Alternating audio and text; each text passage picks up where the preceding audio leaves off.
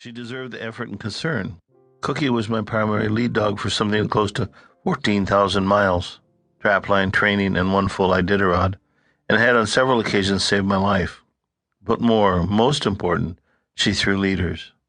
Sometimes as many as half her pups tended to lead, and a few had, like their mother, become truly exceptional lead dogs, dogs with great, unstoppable hearts and a joy to run. It didn't seem to matter if they were male or female.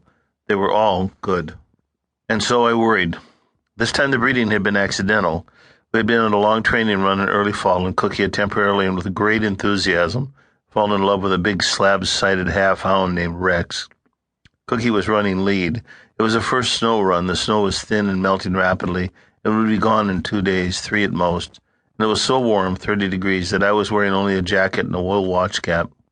We were running at night because of the heat. The dogs were most comfortable at 10 or 20 below zero, and I had looked down at something on the sled when the whole team stopped dead. I knew Cookie was in season and would not normally have run her during that time, but I had young and new dogs. Rex was one of them, and I needed her good sense and steadiness to control them while we ran. Cookie, overcome by what could only be described as wild abandon, stopped cold, threw it in reverse, and backed into Rex.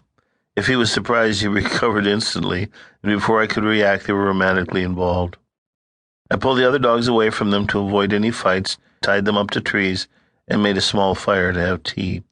Usually these things took time, lasted 5 or 10 minutes, but with Cookie and Rex both in harness, she would be anxious and stressful about wanting to run, and I wanted her to see that I had settled in and wanted to remove some of the nervousness so she wouldn't start to fight.